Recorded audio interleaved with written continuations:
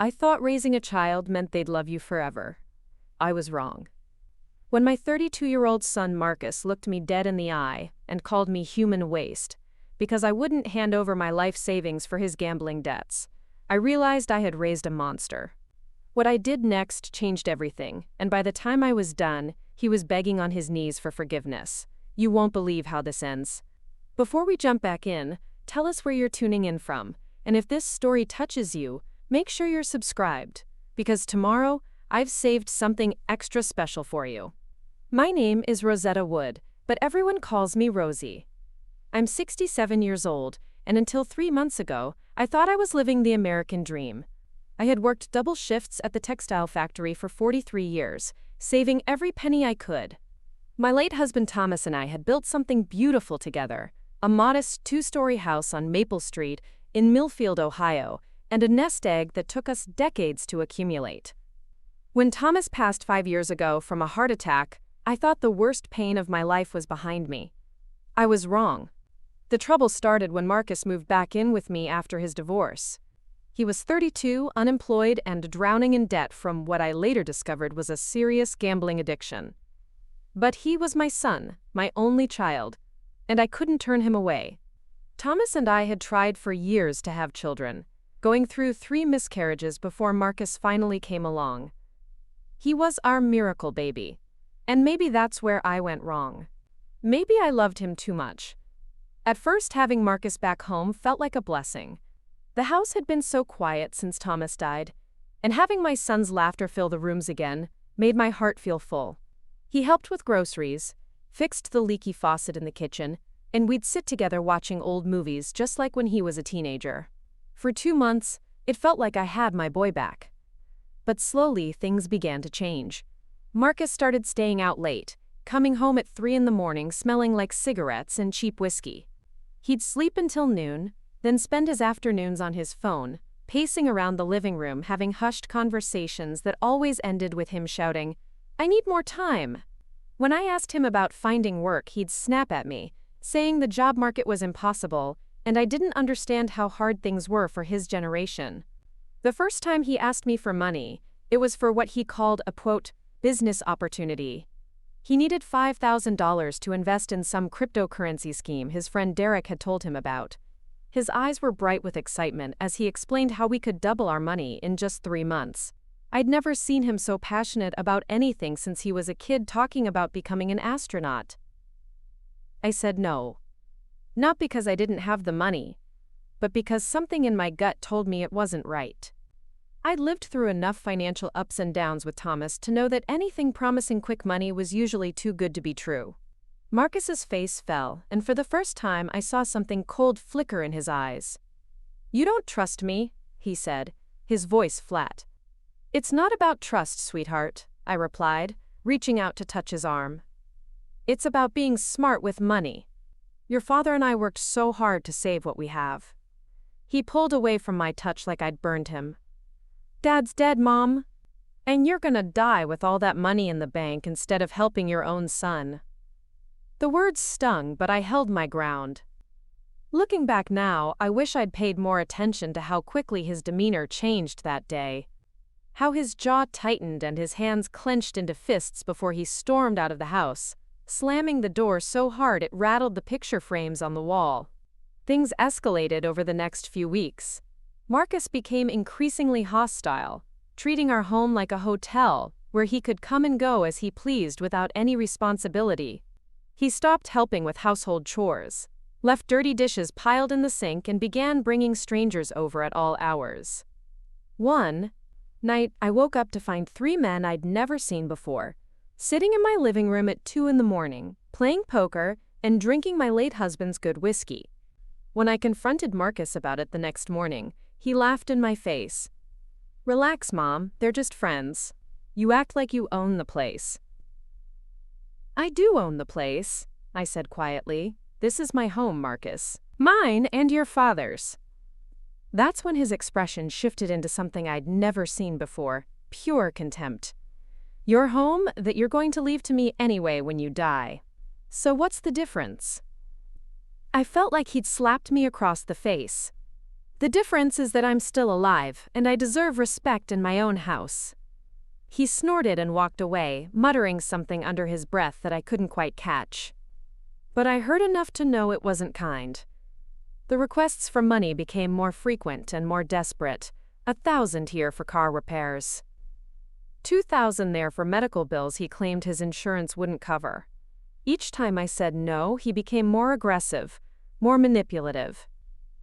He'd bring up memories of all the times I'd supposedly failed him as a mother. How I'd worked too much when he was young. How I'd never supported his dreams. How I was selfish for hoarding money while he suffered.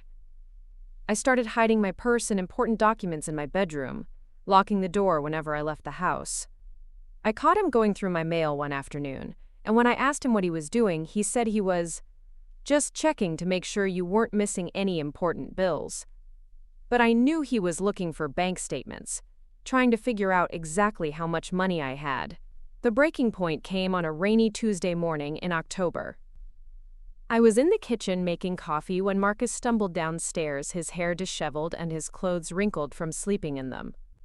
He looked terrible, with dark circles under his eyes and a tremor in his hands that I'd been pretending not to notice. "Mom," he said, his voice hoarse, "I need to talk to you."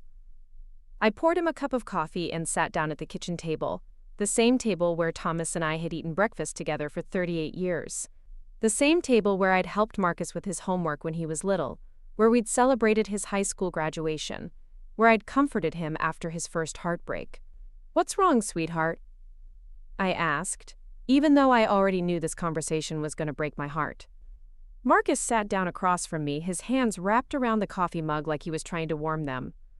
For a moment, he looked like my little boy again, vulnerable and scared. Part of me wanted to reach across the table and smooth his hair down the way I used to when he had nightmares. "I'm in trouble, Mom. Real trouble." My stomach dropped. "What kind of trouble?" He took a shaky breath. "I owe some people money. A lot of money. And they're not the kind of people who accept late payments." The words hung in the air between us like a death sentence. I'd suspected his late nights and secretive phone calls were about gambling, but hearing him confirm it made my chest feel tight with panic. "How much money, Marcus?" He couldn't meet my eyes. $60,000. The number hit me like a physical blow. $60,000 was more than I made in 2 years at the factory. It was a significant chunk of the life savings Thomas and I had worked so hard to build. "Oh, honey," I whispered. "How did this happen?" "It started small," he said, his voice barely audible. "Just poker games with friends. Then I discovered online betting, and I thought I could win it all back. I kept thinking the next bet would be the one that changed everything. But it never was." Tears were streaming down his face now, and despite everything, my heart ached for him. This was my baby, my only child, and he was drowning. Every maternal instinct I had screamed at me to save him. "Who do you owe the money to?" I asked. "Tony Castellano. He runs a private gambling operation downtown." "Mom, these aren't people who just send collection letters. They..." Preparing and narrating this story took us a lot of time. So if you are enjoying it, subscribe to our channel. It means a lot to us. Now, back to the story. "Hurt people who don't pay." I felt dizzy. "Have they threatened you?" Marcus rolled up his sleeves, revealing bruises on his forearms that were yellowing at the edges. "This was just a warning. They said next time it'll be worse." My hands were shaking as I reached for his arms, gently touching the bruised skin. "Marcus, we need to call the police." "No!" He jerked away from me. "You don't understand. That would only make things worse. These people have connections everywhere. The only way out is to pay them." I stared at my son, this man I'd given birth to and raised and loved unconditionally for 32 years, and felt something inside me breaking. Not just my heart, but something deeper. The foundation of who I thought I was as a mother. "I don't have $60,000 just sitting around, Marcus. Even if I did, giving money to criminals isn't the answer. You need help. Real help. There are programs for people with gambling addictions." His face hardened instantly. "I don't need a program, Mom. I need money. I need you to help me. I am trying to help you, but not like this. If you pay them now, what's to stop you from gambling again? What's to stop this from happening all over again in 6 months? Marcus slammed his fist on the table, making me jump. You think this is a game? You think I want to be in this situation? I'm trying to survive here. And I'm trying to save you. I shot back, my own voice rising. But giving you money to pay off gambling debts isn't saving you, it's enabling you. He stood up abruptly, the chair scraping against the linoleum floor. I can't believe this. My own mother won't help me when I'm literally fighting for my life. That's not what this is, and you know it. Then what is it, Mom? Because from where I'm standing, it looks like you care more about your precious money than your own son. The accusation cut deep, but I forced myself to stay calm. You know that's not true. I love you more than anything in this world, but I won't enable your addiction. My addiction? He laughed bitterly. You want to talk about addiction? Let's talk about your addiction to being a martyr, Saint Rosie, who worked herself to death for 40 years so she could hoard money and feel superior to everyone else. Marcus, that's enough. Is it? Because I'm just getting started. His voice was getting louder, more vicious. You act like you're such a good mother, but where were you when I was growing up? You were always at that damn factory, working double shifts while I raised myself. Dad was the only parent I ever really had. Each word was like a knife twisting in my chest. I worked those shifts to provide for our family. To give you opportunities your father and I never had. Opportunities? Like what? The opportunity to grow up lonely? The opportunity to learn that work was more important than family? The opportunity to never feel like I was good enough for my own mother? Tears were burning my eyes, but I refused to let them fall. That's not fair, and you know it. Everything I did was for you and your father. Bullshit, he screamed. Everything you did was for yourself. To feel important, to feel needed. Well, guess what, Mom? I needed you when I was 8 years old, and coming home to an empty house every day. I needed you when I was 16 and getting in trouble because I didn't know how to deal with my anger. I needed you when Sarah left me and I thought about killing myself. But you were never there. And now, when I actually ask you for help, you turn your back on me again. I was crying now, unable to stop the tears from flowing. Marcus, please. You're hurting, and you're scared, but taking it out on me isn't going to solve anything. You're right, he said, his voice suddenly calm in a way that was somehow more terrifying than his screaming. You know what? You're absolutely right. Nothing is going to solve anything. Because you're exactly what I've always known you were. He looked me straight in the eye, and I saw something in his expression that I'd never seen before. Something cold and final. You're human waste, Mom. A selfish, worthless piece of human waste who cares more about money than her own flesh and blood.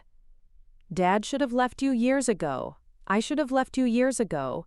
Everyone should leave you, because that's what you deserve, to die alone with your precious money, just as cold and empty as you are. The words hit me like a physical assault. I gasped. Actually gasped as if he'd punched me in the stomach. In 32 years of being his mother, through tantrums and teenage rebellion and adult disappointments, he had never spoken to me like that. He had never looked at me with such pure hatred. Get out, I whispered. What? Get out of my house. My voice was stronger now, fueled by a rage I didn't know I was capable of feeling. Get out right now. Marcus laughed, but there was no humor in it. Fine. But don't come crying to me when you realize what you've done. Don't come looking for me when you're lying on your deathbed with no one to hold your hand. He grabbed his jacket from the back of the chair and headed for the door. Just before he left, he turned back to me one more time. You're going to regret this, Mom. You're going to spend the rest of your pathetic life regretting this moment. The door slammed behind him with such force that the kitchen window rattled in its frame. I sat there in the sudden silence, staring at the coffee cup he'd left behind, still warm from his hands. The kitchen felt enormous and empty, like a cathedral after the congregation has gone home. For the first time in my adult life, I had no idea what to do. My son was gone, possibly in real danger, and the last words between us had been filled with more poison than I thought either of us was capable of producing. Part of me wanted to run after him, to apologize and promise him anything he needed. But a larger part of me, a part one, was just beginning to recognize, knew that everything I'd said was true. I couldn't save Marcus by giving him money. I couldn't love him out of his addiction. And I couldn't allow him to destroy me in the process of destroying himself. I sat at that kitchen table for 3 hours, crying until I had no tears left. When I finally stood up, my legs were stiff and my head was pounding, but something inside me had shifted.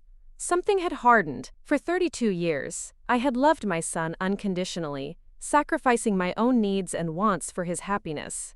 I had enabled his selfishness, his sense of entitlement, his belief that the world owed him something. I had created this monster. And now I was going to have to destroy him to save what was left of both of us. That night, I called my attorney, Margaret Chen, a sharp woman in her 50s who had helped Thomas and me with our estate planning years earlier. I explained the situation as clearly as I could, leaving out none of the painful details. Margaret listened without judgment, taking notes and asking clarifying questions. "Rosie," she said when I finished, "I need you to understand something.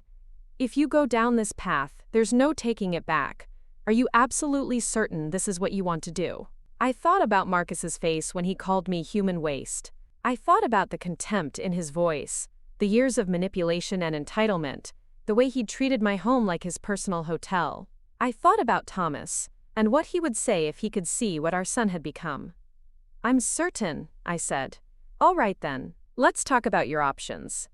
The first thing Margaret helped me do was change my will.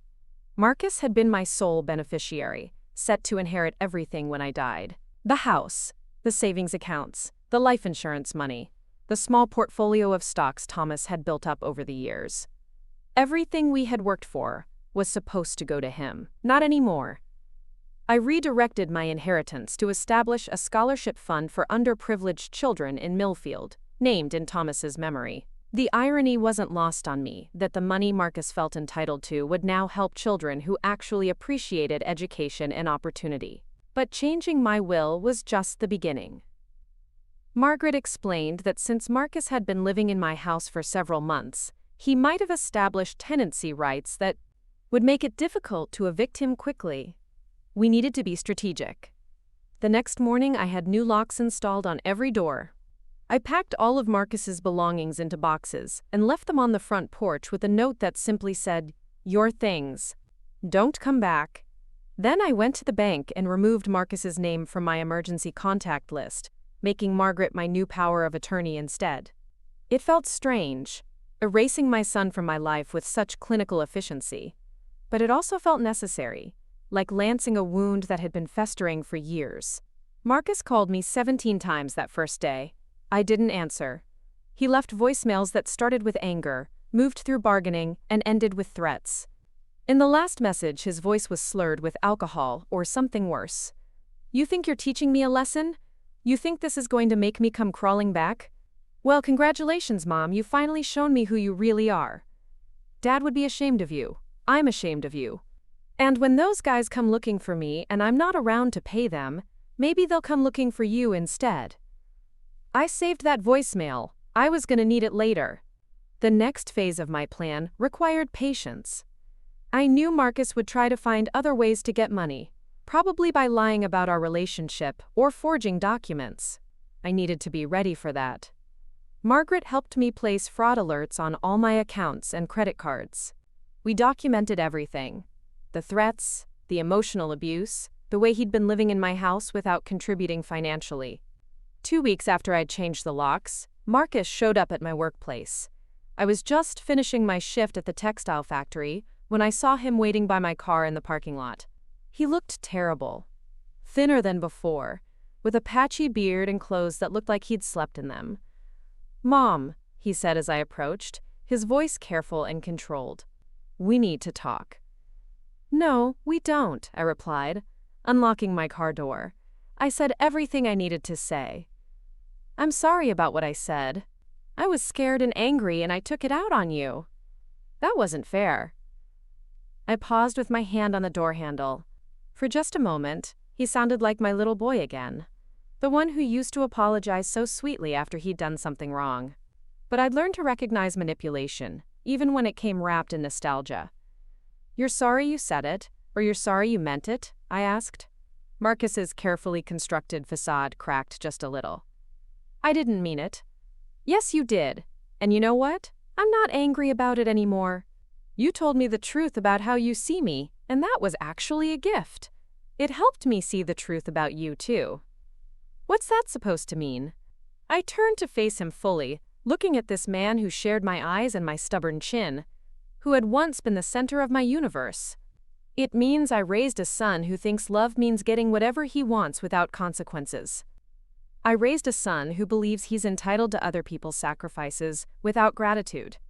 I raised a son who would call his own mother human waste because she won't enable his self-destruction." Marcus's face flushed red. "I told you I was sorry about that. And I told you I'm not angry, I'm grateful, because now I know exactly who you are, and I can act accordingly." "What does that mean?" I smiled at him then, and I could see in his eyes that my expression wasn't the loving, maternal smile he was used to. It was something colder, more calculating. "It means you're not my problem anymore, Marcus. You wanted to be an independent adult who could make his own choices without interference from his mother? Congratulations. You got your wish." I got into my car and started the engine. Marcus grabbed the door before I could close it, his knuckles white with desperation. "Mom, please. I know I screwed up, but I'm your son. You can't just abandon me." "I'm not abandoning you," I said calmly. "I'm setting you free. Free to live your life without the burden of a mother who apparently never gave you anything but disappointment." That's not what I meant, and you know it. I was upset. People say things they don't mean when they're upset. Maybe. But you know what? I've been upset plenty of times in my life, and I never called anyone I loved human waste. I never threatened them or tried to manipulate them into giving me money. Because that's not what love looks like, Marcus. That's what addiction looks like. That's what entitlement looks like. That's what abuse looks like. The word abuse hit him like a slap. I never abused you. Emotional abuse is still abuse. Financial abuse is still abuse. Treating someone's home like your personal hotel while calling them names and making threats is abuse. And I'm done being your victim. I gently but firmly removed his hand from my car door. "Goodbye, Marcus. I hope you find whatever it is you're looking for. But you won't find it from me." I drove away, watching in my rearview mirror as he stood alone in the parking lot, getting smaller and smaller until he disappeared entirely. That night, I sat in my quiet house and felt something I hadn't experienced in years: peace. For the first time since Marcus had moved back in, I wasn't waiting for the other shoe to drop. I wasn't listening for angry voices or slamming doors. I wasn't hiding my purse or locking my bedroom door. I was just sitting in my own home, in my own space, belonging fully to myself. It should have felt lonely, but it didn't. It felt like freedom. The real test came 3 weeks later when I got a call from someone claiming to be a loan officer at First National Bank. They said Marcus had applied for a personal loan using me as a reference and emergency contact, and they needed to verify his employment and income information. "I'm sorry," I told the caller, "but Marcus Wood is not authorized to use me as a reference for anything financial. In fact, I'd like to report attempted fraud." There was a long pause on the other end of the line. "Ma'am, are you saying you don't know about this loan application?" "I'm saying my son has a gambling addiction and a history of financial manipulation. If he's trying to use my name or information to get money, it's without my knowledge or consent." I gave them Margaret's contact information and asked them to flag any future attempts to use my name. Then I called Margaret and told her what had happened. "He's getting desperate," she said. "This is when things might get ugly." She was right. Over the next month, I received calls from 3 different financial institutions, 2 credit card companies, and a payday loan place. Marcus had apparently been trying to use me as a cosigner, reference, or emergency contact for various loans and credit applications. Each time, I calmly explained that these were fraudulent attempts and asked them to flag my information. But the most telling incident happened when Mrs. Patterson from next door knocked on my door one evening. She was holding a plate of cookies and wearing the expression of someone who had uncomfortable news to share. "Rosie, honey," she said, I hope you don't mind me asking, but is everything all right with Marcus? What do you mean? Well, he came by yesterday saying you were in the hospital with a heart attack. He was asking if I could lend him some money for gas so he could drive to see you.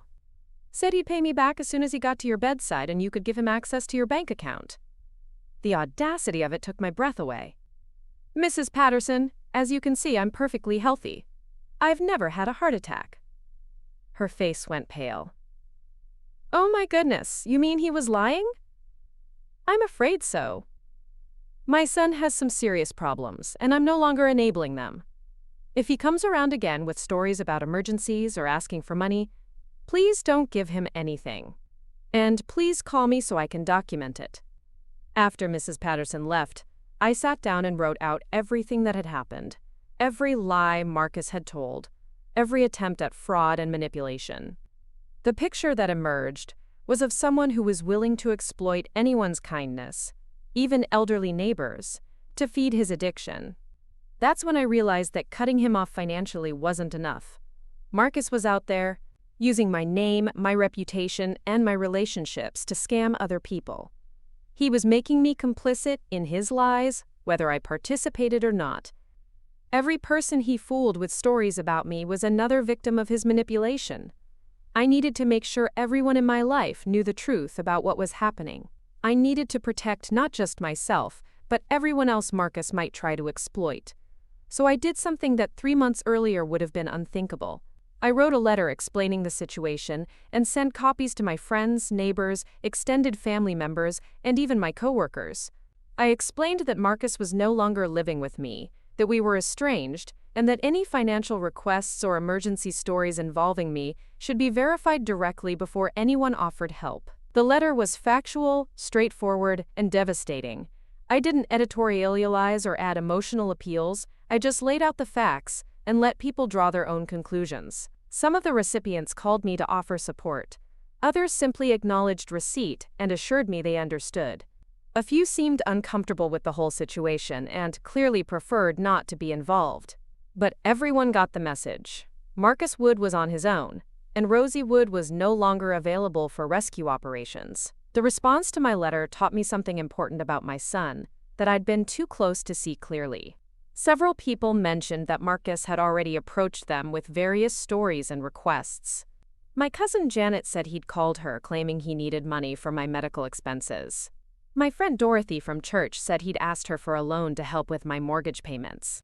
Even my former supervisor at the factory said Marcus had contacted her about setting up a fund for my, quote, cancer treatments. Cancer treatments.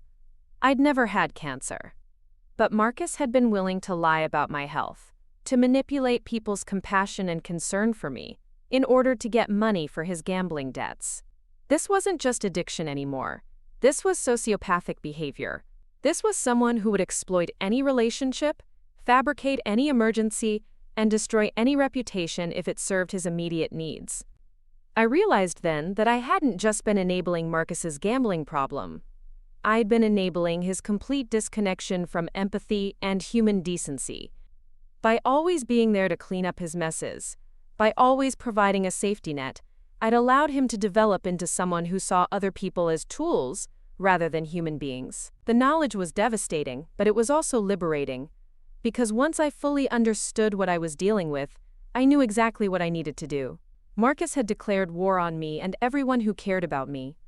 He was using my love for him as a weapon against my own peace of mind and my relationships with others. He had called me human waste and meant it. Now it was time for him to learn what it felt like to be truly alone in the world. No safety net. No enabler. No one to clean up his messes or make excuses for his behavior. It was time for Marcus to experience the consequences of his choices, without any cushion to soften the fall. And I was going to make sure those consequences were as thorough and permanent as the damage he'd tried to inflict on me. The first sign that my strategy was working came exactly 6 days after I sent out those letters. I was grocery shopping at Kroger when I ran into Helen Michaels from the church auxiliary. Helen had always been fond of Marcus, remembering him as the charming little boy who used to help serve coffee after Sunday services. "Rosie, dear," she said, her voice carefully neutral in a way that immediately put me on alert. "I got your letter about Marcus." I nodded, continuing to examine the apples in front of me as if this were the most natural conversation in the world. I hope it was helpful. Well, it certainly explains some things. He called me last week asking for help with what he said were your prescription costs. Said you were too proud to ask the church for assistance directly. My hand tightened around the Thamax apple I was holding. And what did you tell him? I told him I'd need to speak with you first before the auxiliary could approve any financial assistance. He got quite upset and said there wasn't time, that you needed the money immediately. Helen's eyes searched my face. He hung up on me when I insisted on following proper procedures. I set the apple gently back in the bin. I'm sorry he involved you in his problems, Helen. And I'm grateful you followed protocol. Rosie, how long has this been going on? The question hung in the air between us, loaded with implications I wasn't sure I was ready to face. Because admitting how long I'd been blind to Marcus's manipulation meant admitting how thoroughly I'd failed as both a mother and a judge of character. Longer than I realized, I said finally. Much longer. Helen nodded slowly. I've seen this before, you know. With my own nephew. Addiction changes people into someone you don't recognize. Makes them capable of things you never thought possible. How did your sister handle it? She didn't, for the longest time. Kept bailing him out, making excuses, believing his promises to change. It nearly destroyed her marriage and bankrupted her savings. Helen touched my arm gently. It wasn't until she stopped helping that he finally got serious about recovery. Did he recover? He did, eventually, but it took hitting rock bottom first. Really hitting it, with no one left to catch him. Her eyes were sad but clear. Sometimes the most loving thing you can do is let someone fall. I left the grocery store with more than food for thought. Helen's words echoed in my mind as I drove home through the familiar streets of Millfield. I had always thought that being a good mother meant protecting Marcus from consequences, smoothing his path, making sure he never had to suffer for his mistakes. But what if I'd been wrong? What if my protection had been the very thing that prevented him from learning how to protect himself? That evening, as I was putting away groceries, my doorbell rang. Through the peephole, I could see a young woman I didn't recognize, maybe in her early 20s, with stringy blonde hair and dark circles under her eyes. She was bouncing a crying baby on her hip. I opened the door cautiously, keeping the chain lock engaged. "Can I help you? Are you Marcus Wood's mom?" she asked, her voice high and desperate. My stomach dropped. "Who's asking?" "I'm Stephanie. Marcus told me you'd help us. He said you were loaded, and you'd give us money for baby formula and rent if I just came and asked nice." I stared at this girl, this child really, with her own child crying in her arms, and felt a rage so pure it made my vision blur. "What exactly did Marcus tell you?" "He said his mom had tons of money saved up and she always bailed him out when he was in trouble. He said if I told you the baby was his, you'd give us whatever we needed because you'd want to help your grandchild." The baby wasn't even crying anymore, just making those exhausted hiccuping sounds that children make when they've cried themselves out. The girl looked like she hadn't slept in days, and her clothes were dirty and ill-fitting. "Stephanie," I said gently, "how old are you?" 22. "And is the baby really Marcus's?" She looked away, her face flushing red. "I mean, it could be. We were together for a while before he disappeared." "Before he disappeared?" "Yeah, like 3 weeks ago. He said he was going to get money from his rich mom, and then we'd get a place together. But then he just vanished. Left me with no money, and the rent due, and the baby needing formula." Tears were streaming down her face now. "I don't have anywhere else to go." I closed my eyes for a moment, trying to process the layers of cruelty in what Marcus had done. He'd not only lied to this vulnerable young woman about having money to solve her problems, but he'd also abandoned her, and possibly his own child, when the situation became inconvenient for him. "Stephanie, I need you to listen to me very carefully. Marcus doesn't live here anymore. I don't give him money anymore, and I can't help you the way he promised I would." Her face crumpled. "But the baby needs formula, and the landlord said he'll evict us tomorrow if I don't pay rent." Have you applied for WIC benefits, food stamps, emergency assistance from social services? She shook her head. Marcus said I didn't need to do all that paperwork because you'd take care of everything. I felt like I was looking at one of Marcus's victims, someone whose life had been disrupted and possibly ruined by his lies and false promises. This girl had trusted him, possibly loved him, and he'd used her desperation to try to manipulate me. I can't give you money, I said, but I can give you information. I grabbed a piece of paper and wrote down the addresses for the county social services office, the local food bank, and a nonprofit that helped young mothers. These places can provide real help, ongoing support, not just a quick fix that disappears when the money runs out. Stephanie took the paper with shaking hands. You're really not going to help me? I'm helping you the right way. The way that might actually make a difference in your life and your baby's life. I paused, studying her face. Stephanie, did Marcus ever hurt you? Physically, I mean? Not really. He yelled a lot when he was stressed about money. And he pushed me once when I asked too many questions about where he went at night, but he never hit me or anything. And you haven't heard from him since he left? Number. I thought maybe he'd been arrested or something, but his friend Derek said he was fine, just lying low. Derek. I remembered that name from Marcus's cryptocurrency scheme. Apparently, he was still involved with the same crowd of enablers and fellow addicts. Stephanie, I want you to understand something.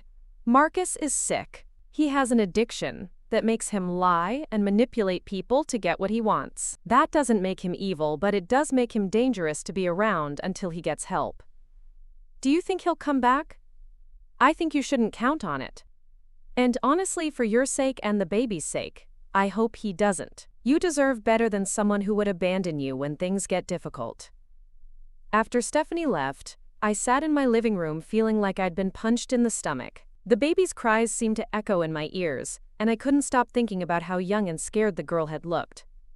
How many other people had Marcus dragged into his chaos? How many other lives had been destabilized by his promises and lies? I called Margaret Chen and told her about the visit. This is important, she said. If there's a child involved, and if Marcus has been making promises about your financial support, we need to document this carefully. Do you have the girl's last name? No, I didn't think to ask. Try to get it if she contacts you again. And Rosie, I need to prepare you for something. If Marcus is telling people you're wealthy and willing to support his lifestyle, you might get more visits like this one. Desperate people do desperate things. What should I do? Keep documenting everything. Don't give money to anyone claiming to be connected to Marcus, and consider installing a security system if you haven't already. That night I lay awake thinking about the baby's face, so small and innocent, caught up in Marcus's web of lies through no fault of its own. I thought about Stephanie, barely more than a child herself, trying to navigate parenthood and poverty with the false hope that someone else would solve her problems. I thought about myself at 22, pregnant with Marcus, and terrified about how Thomas and I would manage financially. We'd been so young, so unprepared, but we'd never expected anyone else to rescue us. We'd worked extra shifts, lived in a tiny apartment, eaten cheap food, and worn secondhand clothes, because that's what responsible people did when they brought a child into the world. Somewhere along the way, I'd failed to teach Marcus that same sense of responsibility. I'd been so focused on making sure he never had to struggle the way Thomas and I had struggled, that I'd robbed him of the chance to develop resilience and character. The next morning brought another wake-up call. I was getting ready for work when my phone rang. The caller ID showed the name of Marcus's ex-wife, Sarah, someone I hadn't spoken to in over a year. Rosie? Sarah's voice was tight with stress. I'm sorry to bother you, but I need to ask you something. Of course, dear. What's wrong? Marcus has been calling me. A lot. He says he's in some kind of trouble and needs money, and that you've cut him off completely. He's asking me to talk to you, to convince you to help him. I sank into my kitchen chair. What did you tell him?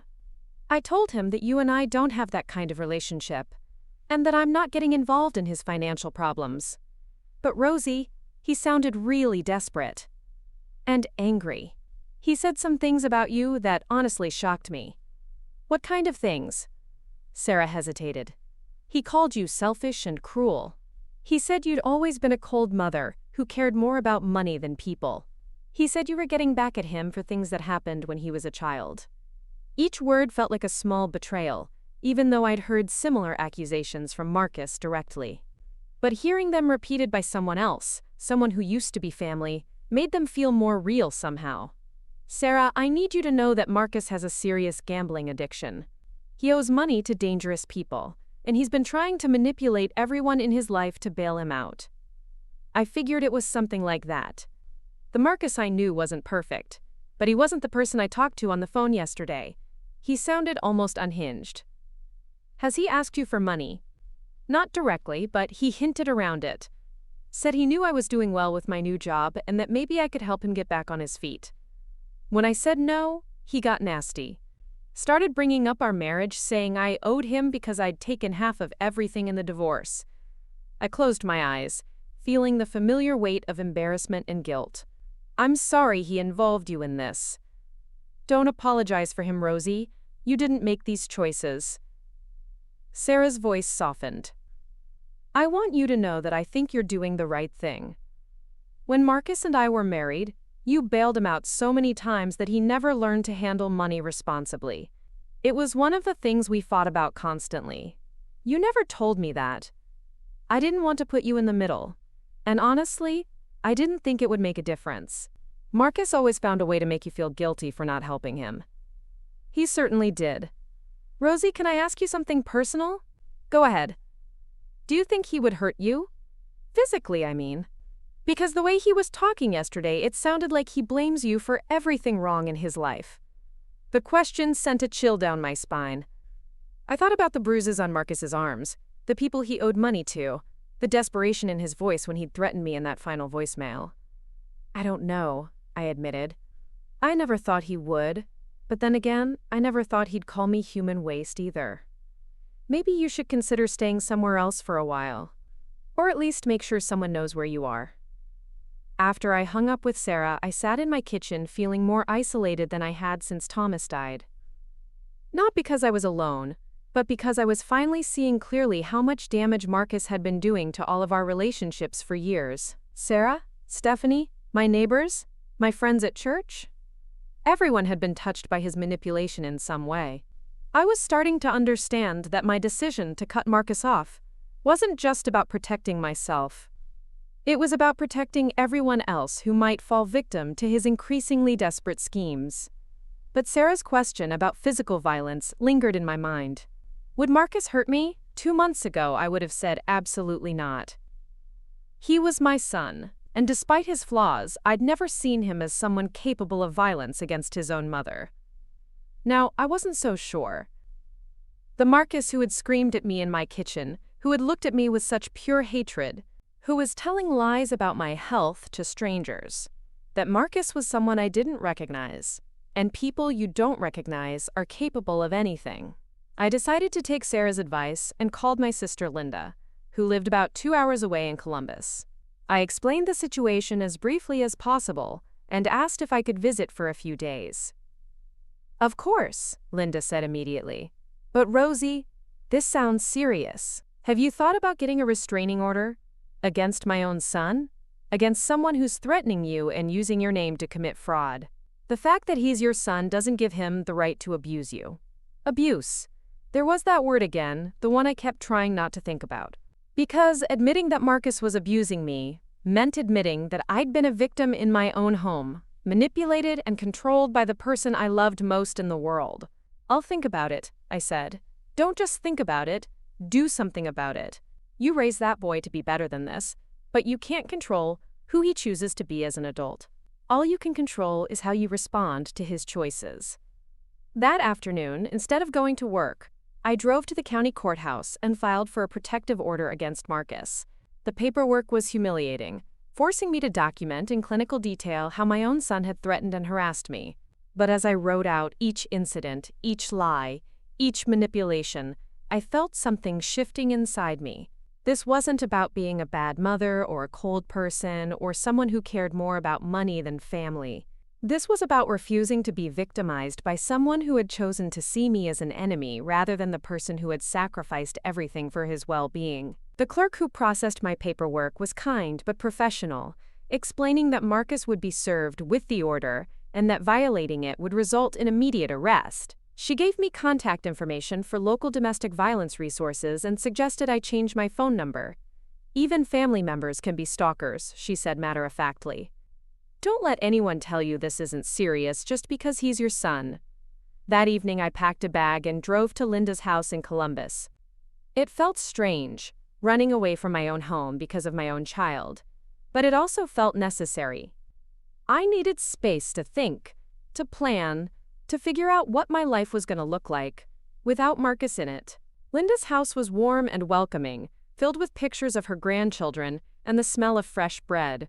She hugged me at the door and didn't ask any questions until I was ready to talk. Over dinner, I told her everything. The gambling debts, the threats, the lies to neighbors and family members. The way Marcus had abandoned that poor girl and her baby. Linda listened without judgment, occasionally shaking her head or reaching across the table to squeeze my hand. I should have seen it sooner, I said finally. All the signs were there. Honey, you can't blame yourself for loving your child. That's what good mothers do. The problem is that Marcus decided to weaponize that love against you. But I enabled him. All those years of bailing him out, making excuses, believing his promises to change. I created this monster. Linda was quiet for a long moment, considering her words carefully. Maybe you made some mistakes along the way. We all do as parents. But Marcus made choices too, and he kept making them even after he was old enough to know better. You can't take responsibility for every decision another adult makes, even if that adult is your child. So what do I do now? Now you protect yourself. You build a life that doesn't revolve around fixing Marcus's problems. And you let him experience the consequences of his actions without trying to cushion the fall. What if he really gets hurt? What if those people he owes money to actually do something to him? Then he'll have to figure out how to handle that himself. Just like any other adult would. The simplicity of her answer was both comforting and terrifying. For 32 years, Marcus's problems had been my problems. His pain had been my pain. His failures had been my failures. The idea of completely separating my well-being from his felt like learning to breathe underwater. But it also felt like freedom. I stayed with Linda for 5 days, during which time Margaret called to tell me that Marcus had been served with the protective order. According to the process server, he'd been staying at a rundown motel on the outskirts of town and had reacted to the paperwork with a string of profanity and threats that the server had dutifully documented. He's spiraling, Margaret said. This might get worse before it gets better. Worse how? Desperate people do increasingly desperate things. He might try to break into your house, contact your employer, spread lies about you around town. You need to be prepared for an escalation. Whoa, I felt my stomach tighten. What kind of escalation? The kind where he stops trying to manipulate you and starts trying to punish you instead. Margaret was right. On my second day back home, I received a call from my supervisor at the textile factory. Marcus had shown up at the plant claiming there was a family emergency and demanding to speak with me immediately. We told him you weren't scheduled to work today, my supervisor said. But he got very agitated. Started yelling about how we were lying and how his mother was in danger. Security had to escort him off the property. I'm sorry he bothered you at work. Rosie, is everything okay? He seemed really unstable. I explained about the protective order and the ongoing situation. My supervisor was understanding but concerned about workplace safety. If he shows up again, we'll call the police immediately. But you might want to consider taking some time off until this gets resolved. The idea of Marcus disrupting my workplace, possibly costing me my job, filled me with a rage I didn't know I was capable of feeling. I had worked at that factory for over 40 years, building relationships and a reputation for reliability and professionalism. The thought of Marcus destroying that in his desperate flailing made me want to scream, but underneath the rage was something colder and more calculating. Because every time Marcus escalated his behavior, every time he broke the law, or violated the protective order, he was giving me more ammunition to use against him. I started documenting everything with the methodical precision of someone building a legal case. Every phone call, every attempt to contact my workplace, every lie he told to mutual acquaintances. I kept a detailed log with dates, times, and witnesses. I saved voicemails and text messages. I took pictures of anything he left on my property. Margaret had been right about one thing. Marcus was spiraling. But what she hadn't anticipated was how his spiral would reveal the full extent of his manipulation to everyone who had ever enabled him. My friend Dorothy called to tell me that Marcus had approached her at the grocery store, claiming I was having a mental breakdown and needed intervention from people who cared about me. My cousin Janet received a similar story about how I was being manipulated by unscrupulous financial advisors who were stealing my money. Each lie was more elaborate than the last, and each one made Marcus look more unstable to the people who heard them. Because these were people who knew me, who had known me for years or even decades. They could see that I was functioning normally, paying my bills, going to work, maintaining my relationships. The contrast between Marcus's stories and reality was so stark that it discredited him more effectively than anything I could have said. The breaking point came on a Thursday evening, 2 weeks after I'd returned from Linda's house. I was watching television when I heard a car pull into my driveway. Through the window, I could see Marcus getting out of an unfamiliar sedan, moving with the jerky, aggressive motions of someone who was either drunk or high or both. He pounded on my front door with his fists, shouting loud enough for the neighbors to hear. "Open this door, you selfish bitch! I know you're in there!" I grabbed my phone and dialed 911, speaking quietly to the dispatcher while Marcus continued his tirade outside.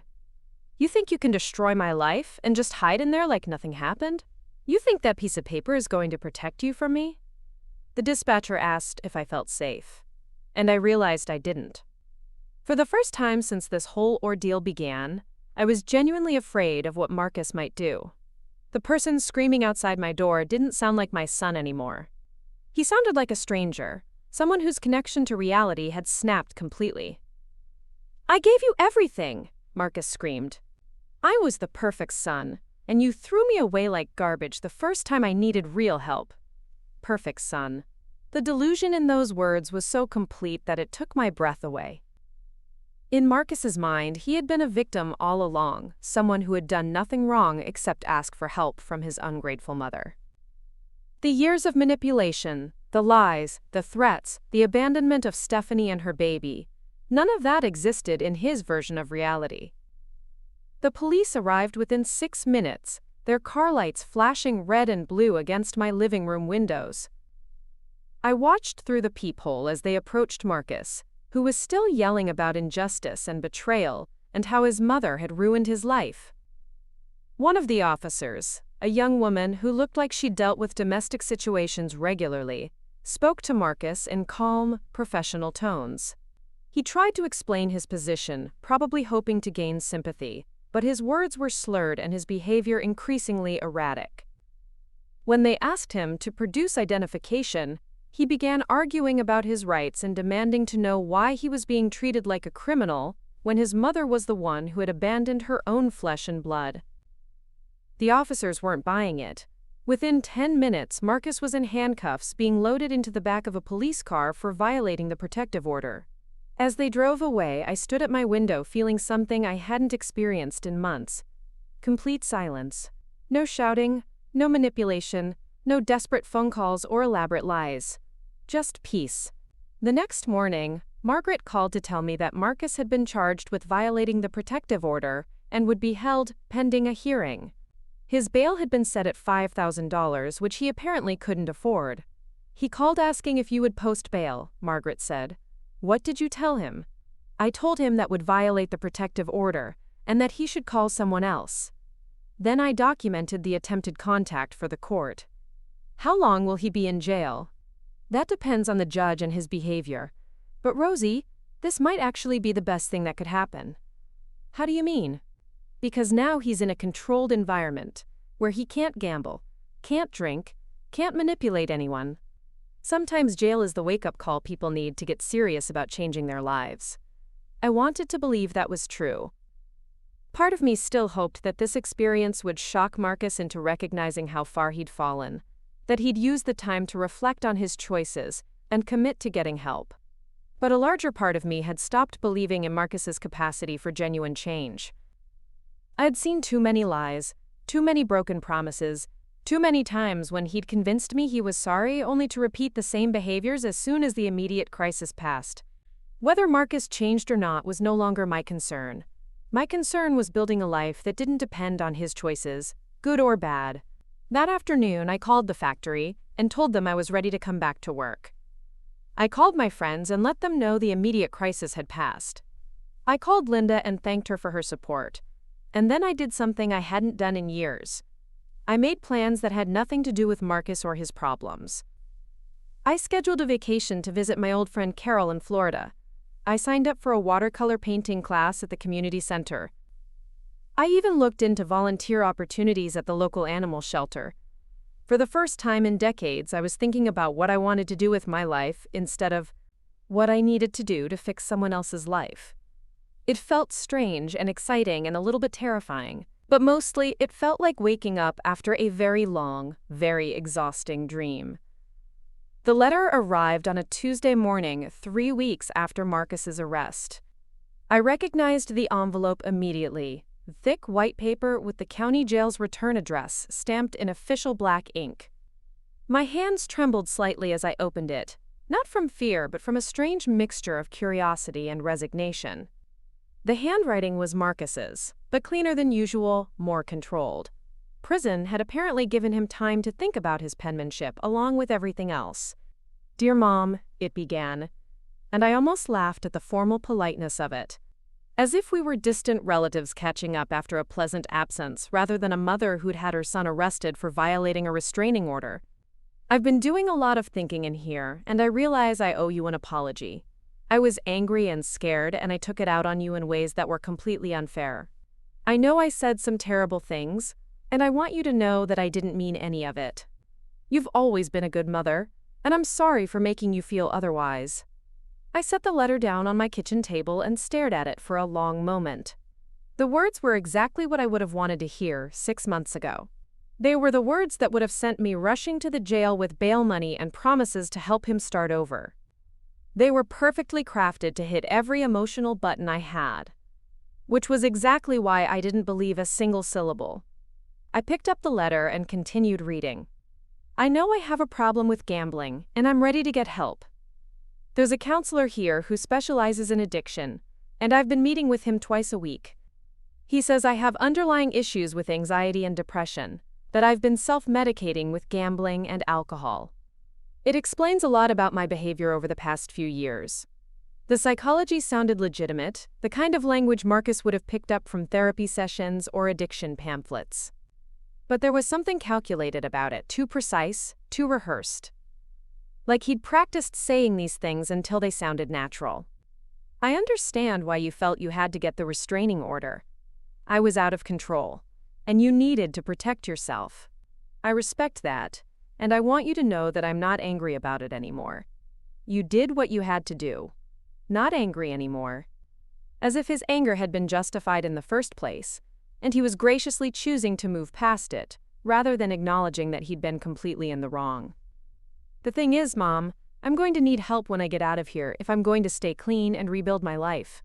Not money. I know you don't trust me with money right now, and that's fair, but I'm going to need a place to stay while I look for work and attend addiction meetings. I know the restraining order makes that complicated, but maybe we could work something out through the lawyers?" And there it was. The real purpose of the letter, hidden beneath layers of apology and self-awareness, and promises of change. Marcus wanted back into my house. He wanted me to drop the restraining order and open my door to him again, and he was willing to say whatever he thought I needed to hear to make that happen. The letter continued for another full page, filled with more expressions of regret and detailed plans for his recovery. He mentioned specific addiction programs he wanted to join, therapy approaches he wanted to try, even job applications he planned to submit. It was an impressive performance, thoroughly researched and emotionally manipulative in all the most effective ways. If I hadn't spent the last 3 weeks experiencing the peace of living without his chaos, I might have been tempted to believe him. If I hadn't heard from Stephanie about how he'd abandoned her and possibly his own child, I might have been willing to give him another chance. If I hadn't witnessed firsthand how easily he lied to neighbors and family members about my health, and Circumstances, I might have thought this letter represented genuine change. But I had experienced all of those things. And more importantly, I'd experienced something else. Life without Marcus's problems consuming every moment of my day. I'd forgotten what it felt like to come home from work without wondering what crisis would be waiting for me. I'd forgotten what it felt like to sleep through the night without listening for angry voices or slamming doors. I'd forgotten what it felt like to have conversations with friends that weren't dominated by Marcus's latest emergency or scheme. The past 3 weeks had reminded me who I was when I wasn't constantly managing someone else's disasters. I was someone who enjoyed watercolor painting and volunteering at the animal shelter. I was someone who could have dinner with my sister without spending the entire evening discussing Marcus's problems. I was someone who could plan a vacation without worrying about what would happen to him while I was gone. I was someone who had value beyond my ability to solve other people's problems with my checkbook. I folded the letter carefully and placed it in the file folder where I'd been keeping all Marcus-related documents. Then I called Margaret Chen. "He wants you to petition the court to modify the restraining order so he can live with you when he's released," Margaret said after I'd read her the relevant portions of the letter. "Can he do that?" "He can ask. Whether the court will grant it depends on a lot of factors, including whether you agree to it." "I don't." "Then it's very unlikely to happen." "But Rosie, I need to prepare you for something. This letter is probably just the beginning. He's going to try every angle he can think of to get back into your life and your house." "What do you mean?" "Other family members might contact you asking you to give him another chance. He might have friends or fellow inmates write to you on his behalf. He might even try to have social workers or religious counselors intervene. People in his situation often orchestrate elaborate campaigns to break down their victims' resistance." Victim. There was that word again, and this time I didn't flinch when I heard it. Because that's what I was, and accepting that fact wasn't an admission of weakness. It was an acknowledgement of reality. What should I do? Document everything. Don't respond to any communications from him directly. If other people contact you on his behalf, politely but firmly explain that you're not interested in reconciliation. And whatever you do, don't let anyone guilt you into believing you owe him another chance. That afternoon, I received the first of what would become many phone calls from well-meaning people who thought they knew better than I did what was best for my relationship with my son. "Rosie, dear, this is Pastor Williams from Millfield Community Church. I hope you don't mind me calling." Pastor Williams was a kind man in his 70s who had officiated at Thomas's funeral. He'd known Marcus since he was a child, back when Marcus still attended Sunday school and helped with church potluck dinners. "Of course not, Pastor. What can I do for you?" "Well, I received a rather surprising phone call today from a young man who identified himself as Marcus's cellmate. He said Marcus had asked him to contact me because he wanted to arrange for pastoral counseling, but wasn't sure how to reach out to the church while he was incarcerated." I felt my jaw tighten. I see. The young man seemed genuinely concerned about Marcus's spiritual welfare.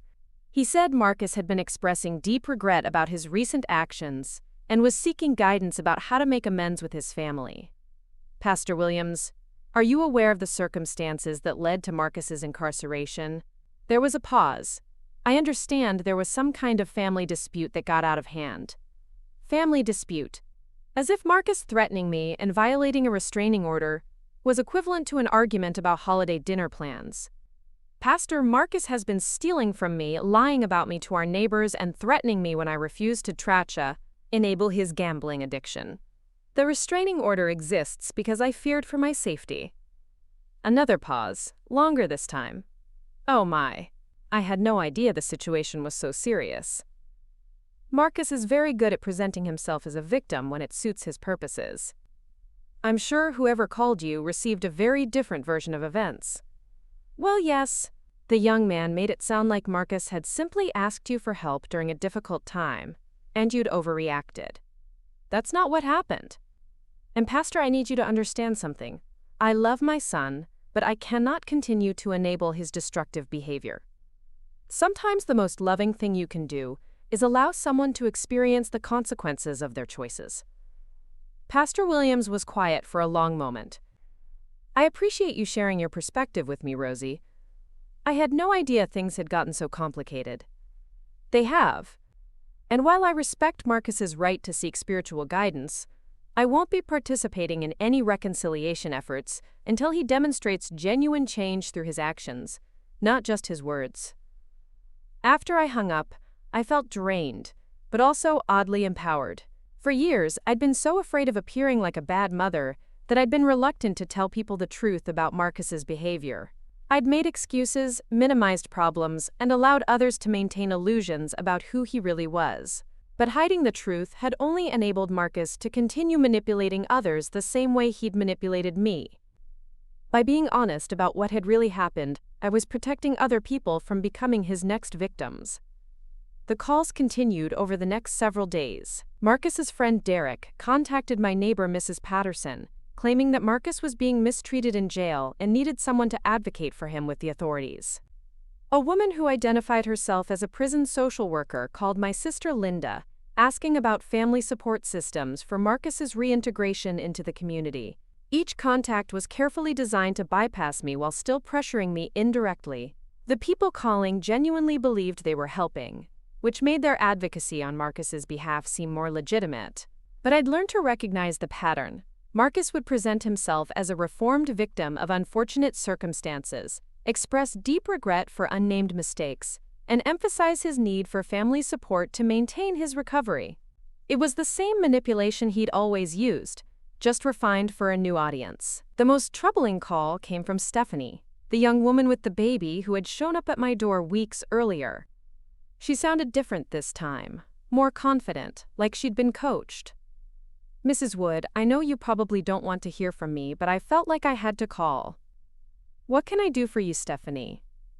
"It's about Marcus.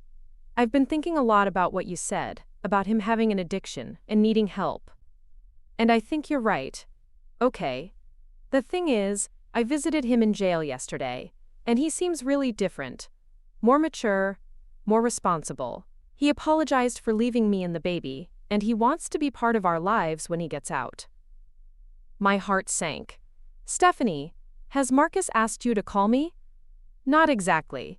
But he mentioned that you two weren't speaking, and he seemed really sad about it. He said he understood why you were angry, but that he hopes someday you'd be able to forgive him." "And what did you tell him?" "I told him that everyone deserves a second chance, especially when they're trying to get their life together. And I was thinking maybe I could talk to you about giving him another opportunity to prove he's changed." I closed my eyes, feeling a familiar mixture of frustration and pity. Marcus had found another vulnerable person to manipulate, someone whose desperate circumstances made her willing to believe his promises of change. "Stephanie, can I ask you something? Has Marcus offered to help you financially when he gets out of jail? He said once he gets a job and gets back on his feet, he wants to support me and the baby properly. He even talked about us getting a place together, being a real family." There it was. Marcus was using the same tactic he'd always used with me, promising future financial support in exchange for immediate emotional and practical support. He was offering Stephanie everything she wanted to hear: commitment, family, financial stability. All she had to do was help him get back into my good graces, so he'd have somewhere to live when he was released. "Stephanie, I want you to think very carefully about something. When Marcus left you before, you had no money for rent or baby formula. You were about to be evicted. What has changed since then that makes you believe he'll be able to support you now?" He said he's learned his lesson. That jail has made him realize what's really important. People in jail say a lot of things, especially when they need something from the outside world. But words are easy. What matters is actions. But how can he prove he's changed if no one gives him a chance? It was a fair question, and one that hit at the heart of my own guilt and uncertainty. How do you balance compassion with self-protection? How do you help someone without enabling them? How do you know when someone has genuinely changed versus when they've just gotten better at manipulation? Stephanie, I can't tell you what to do with your own life, but I can tell you that I've given Marcus chances for 32 years, and he's used every single one of them to cause more damage to himself and the people who love him. I'm not willing to do that anymore. But what if this time is different? Then he'll prove it through his actions over time, without my help. If Marcus has really changed, he'll be able to rebuild his life without depending on me to rescue him. He'll get treatment for his addiction, find legitimate work, and support his child consistently. And if he does all of that, then maybe someday we can have a conversation about repairing our relationship. He said you'd say something like that. He said you'd find excuses not to help him even when he was trying to do better. The comment revealed how thoroughly Marcus had anticipated and prepared for my response. He'd probably coached Stephanie on exactly what to say and how to respond to my objections. The fact that he was still trying to manipulate me through intermediaries while sitting in a jail cell demonstrated just how little he'd actually changed. Stephanie, I'm going to give you the same advice I'd give any young woman in your situation. Don't make major life decisions based on promises from someone with a history of breaking promises. Focus on building stability for yourself and your baby through your own efforts and legitimate support systems. Don't wait for someone else to rescue you, especially someone who's already proven they're unreliable. After I hung up, I felt angry in a way I hadn't experienced before. Not the hot, explosive anger I'd felt when Marcus called me human waste, but a cold, steady anger that settled in my chest like a stone. Marcus wasn't just manipulating me anymore. He was manipulating a vulnerable young mother, probably his own child's mother, using her desperation and hope to pressure me into dropping my boundaries. He was willing to make promises he had no ability to keep, to create expectations he had no intention of fulfilling, if it served his immediate goal of getting out of jail and back into my house. The Marcus I'd raised would never have used a baby as a pawn in his schemes. The Marcus I'd loved would never have coached a struggling young woman to manipulate his own mother. Whatever addiction and entitlement had done to my son, it had stripped away not just his judgment and integrity, but his basic humanity. That realization was both devastating and liberating. Because it meant I wasn't abandoning my son. My son was already gone, replaced by someone who was willing to exploit anyone and everyone to get what he wanted. The person in that jail cell might share Marcus's DNA and his childhood memories, but he wasn't the child I'd raised. He was someone else entirely, someone I didn't know and didn't owe anything to. I called Margaret Chen and told her about the various contact attempts. "This is actually good for us," she said. "Every time someone calls you on his behalf, it demonstrates that he's still trying to circumvent the restraining order through third parties. That shows the court that he hasn't accepted the boundaries you've set. What should I do if more people call? Keep documenting everything, but don't feel obligated to justify your decisions to anyone. You don't owe explanations to his friends, his fellow inmates, or even well-meaning community members who don't understand the full situation." What about Stephanie and the baby? That's trickier. If she's really the mother of his child, she has a right to make her own decisions about their relationship. But you can't protect her from Marcus any more than anyone could protect you. She'll have to learn for herself who he really is.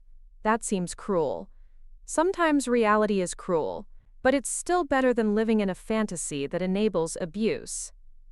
Over the next week, I started taking steps to insulate myself further from Marcus's influence campaign. I changed my phone number and gave the new one only to people I trusted completely. I asked my neighbors to direct any strangers asking about me to contact the police instead of engaging with them directly. I even spoke with my supervisor at work about implementing additional security measures to prevent Marcus or his associates from accessing my workplace. Each step felt like building a wall between myself and the chaos that had defined my life for so long. Some people might have seen it as paranoia, but to me it felt like sanity. The breakthrough came 3 weeks later, in a way I never could have anticipated. I was at the grocery store on a Saturday morning when I noticed a familiar figure in the produce section. Derek, Marcus's friend who had been involved in the cryptocurrency scheme. He was older than Marcus, maybe 40, with the kind of weathered face that suggested a lifetime of poor decisions and missed opportunities. He saw me at the same time I saw him, and for a moment we just stared at each other across the display of apples. Then he walked over, his expression cautious but determined. "Mrs. Wood, could I talk to you for a minute?"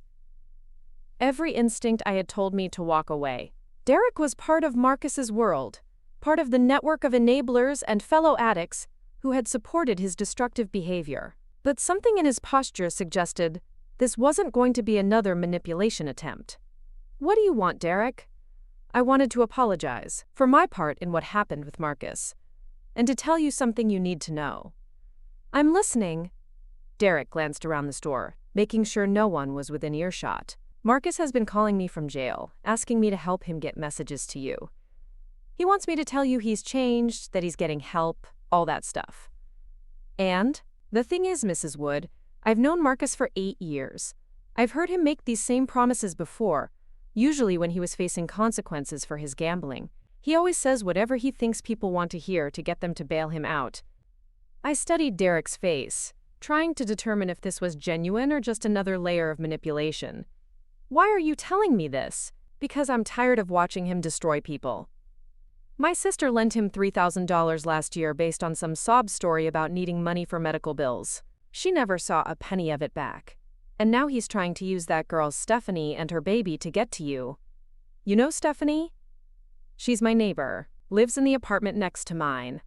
Marcus has been coaching her on what to say to you, promising her all kinds of things he can't deliver. That girl's been through enough without Marcus using her as a prop in his schemes. Derek's words confirmed what I'd suspected about Stephanie's phone call, but hearing it stated so bluntly still felt like a punch to the stomach. What exactly has he been promising her? That once you take him back, he'll be able to support her and the baby, that he'll get a good job and they'll get married and be a family. He's even told her he'll buy her a house once he gets access to his inheritance. His inheritance? Your money, Mrs. Wood. He's been telling people that you're going to leave him everything when you die, and that he just needs to get back in your good graces to make sure that happens. The cynical calculation behind Marcus's campaign became crystal clear. This wasn't about redemption or family reconciliation. This was about securing access to my money, both now and in the future. Every apology, every promise of change, every expression of regret was designed to manipulate me back into a position where he could exploit me financially. Derek, why are you really telling me this? He was quiet for a long moment, staring at the floor of the grocery store. Because I got clean last year. Real clean, not jail clean. And part of recovery is making amends for the damage you've done to other people.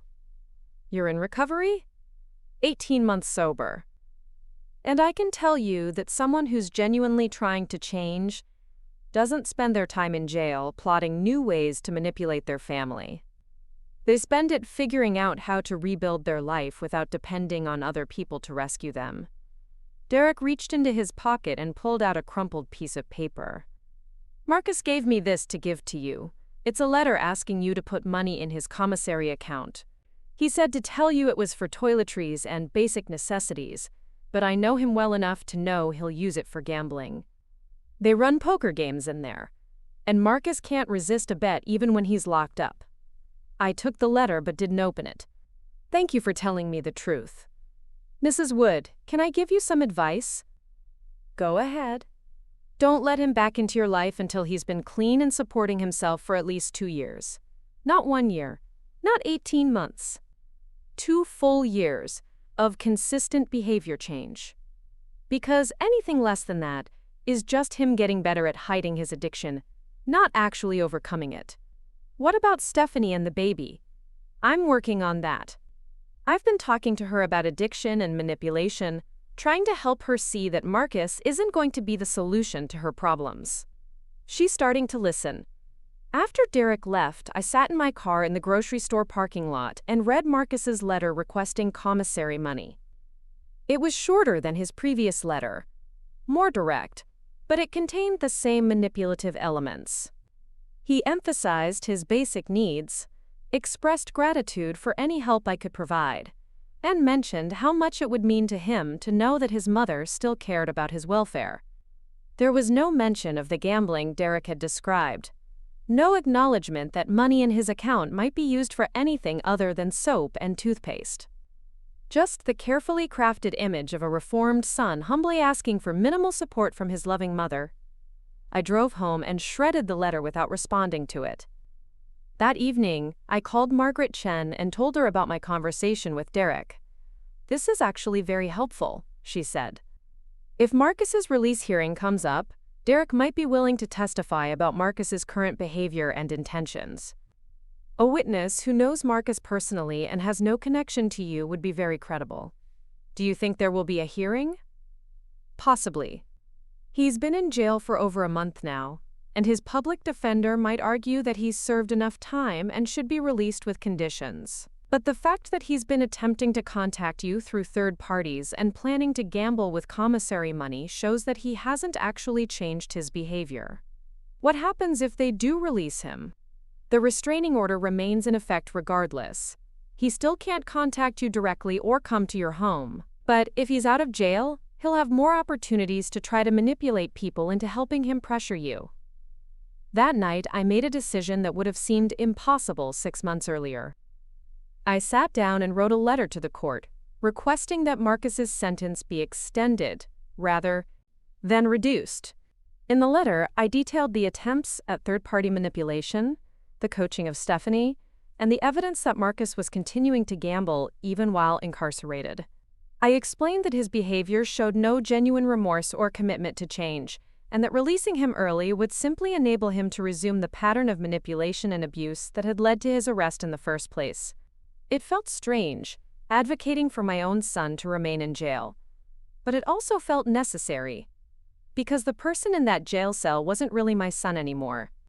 He was someone who was willing to exploit a young mother and her baby, to lie to religious leaders and social workers, to manipulate anyone and everyone if it served his purposes. That person needed to face consequences for his actions. Real consequences, not the kind of symbolic punishment that would be followed by immediate rescue and another chance to cause damage. As I sealed the letter and prepared to mail it to the court, I thought about the Marcus I'd raised, the little boy who used to help me plant flowers in the garden and who cried when he accidentally stepped on a spider. That Marcus would have been horrified by what the adult version of himself had become.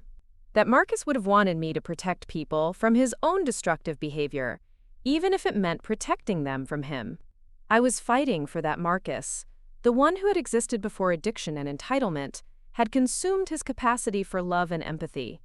I was fighting to make sure his memory wasn't completely destroyed by the actions of the stranger who had taken his place. And I was fighting for myself, for the right to live without fear, without manipulation, without the constant demand to sacrifice my own well-being for someone who saw me only as a source of money and emotional labor. For the first time since this ordeal began, I felt like I was winning. The phone call from the district attorney's office came on a Wednesday morning, while I was tending to my small vegetable garden. I'd started growing tomatoes and peppers as a way to keep my hands busy and my mind focused on something constructive. There was something deeply satisfying about nurturing plants from seeds into flourishing life, watching them respond to consistent care and attention. Mrs. Wood, this is Assistant District Attorney Rebecca Martinez. I'm calling about the case involving your son, Marcus Wood. I wiped my dirt-covered hands on my gardening apron and sat down on my back porch steps. What can I do for you? We've received your letter regarding Mr. Wood's upcoming sentencing hearing, and I wanted to discuss some additional information that's come to light. My heart started beating faster. What kind of information? We've discovered that your son has been involved in a more extensive fraud scheme than originally suspected. The gambling debts he owed weren't just to local bookies. He was running online scams targeting elderly victims across 3 states. I felt like someone had punched me in the stomach. What kind of scams? Romance scams, primarily. He would create fake profiles on dating websites and social media platforms, targeting widowed women between the ages of 60 and 80. He'd build emotional relationships with them over several months, then ask for money for various fabricated emergencies. The words hit me like physical blows. Romance scams targeting elderly women. Women like me, who had lost their husbands and were vulnerable to loneliness and the promise of companionship. How many victims were there?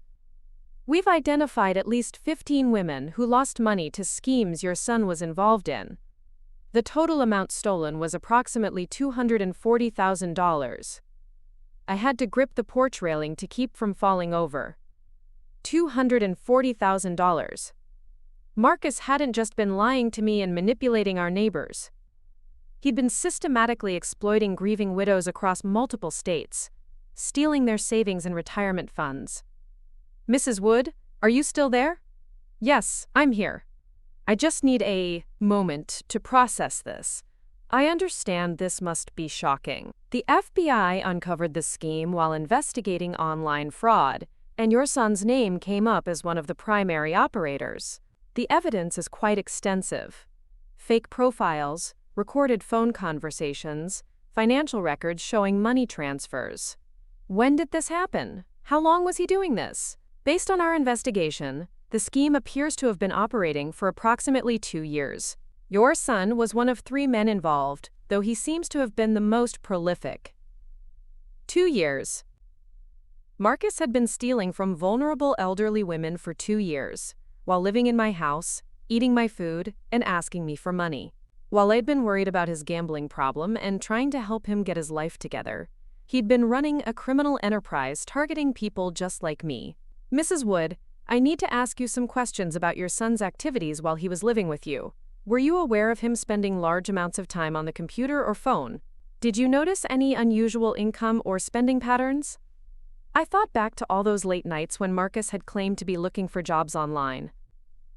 All those hushed phone conversations I'd assumed were related to his gambling debts, the new clothes and expensive dinners he'd claimed to be paying for with money from odd jobs. He was on his computer constantly, I said slowly. He said he was applying for jobs and researching investment opportunities, and he did seem to have money sometimes, more than he should have had if he was unemployed. Did he ever mention specific women he was talking to online? Or romantic relationships conducted primarily through the internet? He said he was trying online dating after his divorce. I thought it was healthy that he was trying to meet someone new. Mrs. Wood, I need to prepare you for something. When we arrest criminals involved in romance scams, we often discover that they've been practicing their techniques on people close to them first. Family members, friends, anyone who might be susceptible to emotional manipulation. The implication hit me like a freight train. You think he was practicing on me? I think your son is a sophisticated manipulator who has been using psychological techniques to exploit vulnerable people for financial gain. And I think you've been one of his victims for much longer than you realized. After I hung up with the prosecutor, I sat on my back porch for nearly an hour, staring at my tomato plants while my mind raced. Everything I thought I knew about Marcus's problems had been wrong. This wasn't just gambling addiction or poor impulse control. This was calculated, premeditated fraud targeting the most vulnerable members of society. And I had been his first victim, his practice round, the person he'd learned his techniques on before expanding his operation to include strangers. I thought about all the times Marcus had seemed to know exactly what to say to make me feel guilty for not helping him. The way he'd crafted stories about his problems that were designed to trigger my maternal instincts and override my rational judgment. The way he'd gradually escalated his requests for money, testing my boundaries and learning how much pressure he could apply before I pushed back. He'd been studying me, learning my weaknesses, perfecting his ability to manipulate my emotions. Every conversation we'd had about his problems hadn't been a son asking his mother for help. It had been a criminal, practicing his techniques on a victim. The realization was devastating, but it was also clarifying. Because it meant that nothing about our relationship in recent years had been genuine. Marcus hadn't loved me or valued me as his mother. He'd seen me as a mark, a source of income, someone to be exploited for financial gain. That evening, I called my sister Linda and told her about the prosecutor's call. "Oh, Rosie," she said, her voice filled with horror. "Those poor women. Can you imagine being lonely and scared after losing your husband, thinking you'd found someone who cared about you, only to discover it was all a lie, designed to steal your money?" "I can imagine it," I said quietly. "Because it happened to me too, just in a different way." "What do you mean?" "Marcus didn't create a fake online persona to manipulate me, but he created a fake version of himself. The loving son who was just having a rough patch, who needed help getting back on his feet, who would pay me back and make me proud once he got his life together. That person never existed. It was all an act designed to keep me funding his criminal activities." Linda was quiet for a long moment. "Rosie, you can't blame yourself for believing your own son." "I'm not blaming myself, but I am acknowledging the truth about what really happened. And the truth is that Marcus has been running scams on me for years, probably since he became an adult. Every crisis, every emergency, Every heartfelt apology was designed to manipulate me into giving him money. But he's your son. You raised him. Surely some part of him genuinely loves you. I used to think that. But Linda, people who love you don't systematically exploit your weaknesses for financial gain. They don't lie to your neighbors about your health to try to steal money from them. They don't abandon pregnant women and then try to use those women to manipulate you. So what happens now? Now Marcus faces federal charges for wire fraud and conspiracy. The prosecutor says he's looking at 5 to 10 years in federal prison. And how do you feel about that? I looked out my kitchen window at the peaceful street where I'd lived for 38 years, where I'd raised Marcus and built a life with Thomas, where I'd finally found peace again after months of chaos and manipulation. I feel like justice is being served, not just for me, but for all those women he victimized. They deserved better than what he did to them. The next few weeks brought a parade of revelations that painted an increasingly disturbing picture of Marcus's criminal activities. The FBI investigation revealed that he and his partners had operated multiple online personas, sometimes maintaining romantic relationships with a dozen different women simultaneously. They'd created elaborate backstories. One persona was a deployed soldier who needed money for emergency leave. Another was a widowed businessman whose assets were frozen due to legal complications. A third was an oil rig worker who'd been injured on the job and needed funds for medical treatment. Each story was carefully crafted to generate sympathy and urgency, while explaining why the man couldn't meet in person or provide verification of his identity. The victims were encouraged to keep the relationship secret, told that revealing the romance might jeopardize the man's career or create family complications. Marcus had been the voice behind at least 6 different personas, conducting phone relationships with women across Ohio, Pennsylvania, and West Virginia. The FBI had hours of recorded conversations where he'd expressed love and devotion to women whose life savings he was systematically stealing. The most heartbreaking part was reading the victim impact statements that the prosecutor shared with me. Women who had lost their homes, their retirement funds, their ability to pay for medical care. Women who had been so emotionally devastated by the betrayal that they'd attempted suicide or been hospitalized for depression. One woman, a 73-year-old widow named Dorothy, had lost $87,000 over the course of a year. She'd believed she was helping the love of her life recover from a car accident and get back on his feet so they could be married. When the FBI told her the truth, she'd suffered a heart attack from the shock. Another victim, a 68-year-old retired teacher named Martha, had refinanced her house to send money to the man she thought was going to be her husband. She'd ended up losing the home she'd lived in for 40 years and had to move in with her daughter's family. Reading these stories, I felt a rage unlike anything I'd ever experienced. These women had trusted Marcus with their hearts and their futures, and he'd destroyed their lives without a moment's hesitation. He'd listened to them cry about missing their deceased husbands, comforted them through lonely nights, told them he loved them, all while planning to steal everything they had. The Marcus who could do such things wasn't someone who had lost his way due to addiction or mental illness. He was someone who had completely lost his humanity, his capacity for empathy, his ability to see other people as anything more than sources of income. 3 weeks before Marcus's sentencing hearing, I received an unexpected visitor. Detective Sarah Chen, the FBI agent who had been investigating the romance scam operation, came to my house on a Saturday afternoon. "Mrs. Wood, I wanted to speak with you personally about your son's case and your role as a victim." "My role as a victim? Based on our investigation, we believe you were the first person your son systematically defrauded. The techniques he used on his online victims were very similar to the manipulation tactics he used on you, just refined and perfected over time." Detective Chen spread out a timeline on my kitchen table, showing Marcus's financial activities over the past 5 years. The pattern was clear.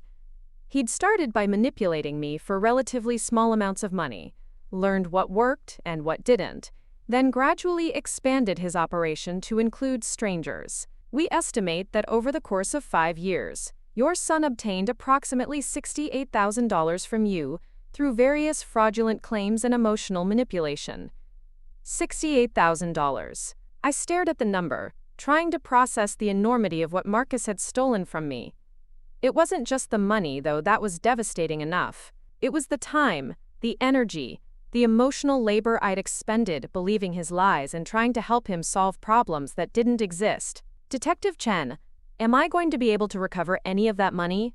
The federal government will attempt to seize your son's assets and distribute them among his victims, but realistically, most of the money is gone. Criminals like your son typically spend stolen funds as quickly as they acquire them. What about the online victims? Will they get their money back? Very little, I'm afraid. Your son and his associates lived lavishly while the scheme was active. Expensive restaurants, gambling, luxury items. They treated the stolen money like an endless resource instead of savings that their victims had accumulated over decades. I thought about Dorothy, who'd had a heart attack when she learned the truth, about Martha, who'd lost her house, about all the other women whose names I didn't know but whose pain I could imagine with devastating clarity. Detective Chen, I want to testify at Marcus's sentencing hearing. Are you sure? It can be quite difficult to speak against a family member in court. I'm not speaking against my son, I'm speaking for his victims. Someone needs to tell the court what kind of damage he's really done, not just to strangers but to the people who loved him most. What do you want to say? I looked at the timeline spread across my table, at the evidence of years of systematic manipulation and fraud. I thought about Stephanie and her baby, about the neighbors Marcus had lied to, about the elderly women whose lives he'd destroyed for money he'd gambled away or spent on temporary pleasures. I want to tell the truth about who Marcus really is, not the version of himself he presents when he wants something, but the person his actions reveal him to be. The sentencing hearing was scheduled for a Thursday morning in federal court. I'd never been inside a federal courthouse before, and the marble corridors and high ceilings felt intimidating. But I'd prepared my statement carefully, and I was determined to give those elderly victims a voice. Marcus sat at the defendant's table in an orange jumpsuit, flanked by his public defender. He'd lost weight during his time in jail, and his hair was shorter than I'd ever seen it. When he turned to look at me in the gallery, I saw something in his eyes I'd never seen before. Genuine fear. Not fear of consequences for his actions, but fear that his final source of manipulation was about to be cut off permanently. The prosecutor presented the evidence methodically. Financial records, recorded phone calls, testimony from victims who had agreed to speak. Each piece of evidence painted a picture of calculated cruelty, of someone who had made a career out of exploiting human loneliness and vulnerability. When it came time for victim impact statements, 3 of the elderly women Marcus had victimized spoke about how his crimes had affected their lives. Dorothy, the woman who'd had a heart attack, testified via video link from her daughter's home. I trusted him, she said, her voice shaky but clear. I believed he loved me. I sent him my entire retirement savings because I thought we were going to spend the rest of our lives together. Now I can't afford my medications, and I'll never be able to retire. But worse than the money is knowing that every word he said to me was a lie. Martha, who'd lost her house, spoke about the shame and embarrassment of having to tell her family what had happened. I'm an educated woman, she said. I taught school for 35 years. But he made me feel special, like I mattered to someone again. And I was so lonely after my husband died that I wanted to believe it was real. Now my children look at me like I'm a foolish old woman who can't take care of herself. When my turn came to speak, I stood at the podium and looked directly at Marcus. His expression was carefully neutral, but I could see the calculation behind his eyes, probably wondering if I was going to make one last plea for mercy. Your Honor, I began. My name is Rosetta Wood, and I am Marcus Wood's mother. I'm here today not to ask for leniency, but to ensure that the court understands the full scope of his crimes. I saw Marcus's expression shift from hope to confusion, to something that might have been fear. For years, I believed my son was struggling with gambling addiction and needed my help to get his life back on track. I gave him money for car repairs that never happened, medical bills that didn't exist, business opportunities that were fabricated. I allowed him to live in my home rent-free, while he manipulated me into funding what I now know was a criminal enterprise. Marcus's lawyer whispered something urgent in his ear, but Marcus didn't respond. He was staring at me with an expression I'd never seen before, the look of someone who had finally realized that their last safety net was gone. But I'm not here to talk about what he did to me. I'm here to talk about what he did to women like Dorothy and Martha, women who were grieving and lonely and hoping to find love again in the final chapters of their lives. I looked at the judge, a stern woman in her 60s who had listened to the entire proceeding with careful attention. Your Honor, my son didn't just steal money from these women. He stole their ability to trust, their willingness to open their hearts, their hope for companionship in their later years. He turned their love into a weapon against them, and he did it without remorse or hesitation. I paused, gathering my thoughts for what I knew would be the most important words I'd ever spoken. Marcus Wood is not a man who made mistakes due to addiction or desperation. He is someone who systematically preys on vulnerable people for financial gain. He has shown no genuine remorse for his actions, only anger that his victims have stopped enabling him. Even from jail, he has continued to try to manipulate people into helping him avoid consequences. I looked at Marcus one more time, this stranger who shared my DNA but none of my values. I raised a son to be compassionate, honest, and responsible. The man sitting at that table is not that son. That son died somewhere along the way, replaced by someone who sees other people only as opportunities for exploitation. I cannot mourn the son I lost while enabling the criminal he became. When I sat down, the courtroom was completely silent. Marcus was staring at me with an expression of shock so complete that it was almost comical. I don't think he'd ever considered the possibility that I would speak against him publicly, that I would choose the welfare of his victims over his freedom. The judge deliberated for less than an hour before returning with the sentence: 7 years in federal prison, followed by 3 years of supervised probation and full restitution to his victims. As the bailiff led Marcus away in handcuffs, he turned back to look at me one more time. The expression on his face was pure hatred, the same look he'd given me when he called me human waste in my kitchen months earlier. But this time, his hatred didn't hurt me, because I finally understood that it had never been about me. Marcus's anger wasn't the result of anything I'd done or failed to do as a mother. It was the rage of a predator who had been deprived of his prey. After the hearing, several of the elderly victims approached me in the courthouse hallway. Dorothy, who had flown in from Pennsylvania despite her health problems, took my hands in her frail ones. "Thank you," she said simply. "Thank you for telling the truth about him." "I should have told it sooner," I replied. "I should have protected all of you from him." "You couldn't have known," said Martha. "People like him are experts at hiding who they really are." But I did know, on some level. I knew something wasn't right, but I kept making excuses because I didn't want to believe my own son could be capable of such cruelty. An older gentleman who had been sitting in the gallery throughout the hearing approached us. He introduced himself as Detective Martinez, the FBI agent who had first uncovered the romance scam operation. "Mrs. Wood, I want you to know that your testimony today was crucial. The judge needed to understand that this wasn't just a case of someone who had lost their way, but someone who had made a deliberate choice to victimize vulnerable people. Will it make a difference in how long he serves? Federal sentences are different from state sentences. He'll serve at least 85% of those 7 years, probably more. And when he gets out, he'll be monitored closely. People who commit this type of fraud have a high recurrence rate." As I drove home from the courthouse, I felt something I hadn't experienced in years. Closure. Not the kind that comes from reconciliation or forgiveness, but the kind that comes from finally understanding the truth and taking action based on that understanding. Marcus was going to prison for a long time, and when he got out, he'd be a registered felon with limited opportunities to rebuild his life. But more importantly, he wouldn't be able to victimize anyone else for the next 7 years. Vulnerable elderly women would be safe from his manipulation.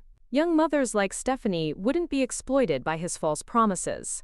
And I would be free to build a life that didn't revolve around managing someone else's crises and cleaning up someone else's damage. That evening, I called Linda and told her about the hearing. "How do you feel?" she asked. "I feel like I finally did the right thing, even though it took me far too long to figure out what the right thing was." "Do you think you'll ever speak to Marcus again?"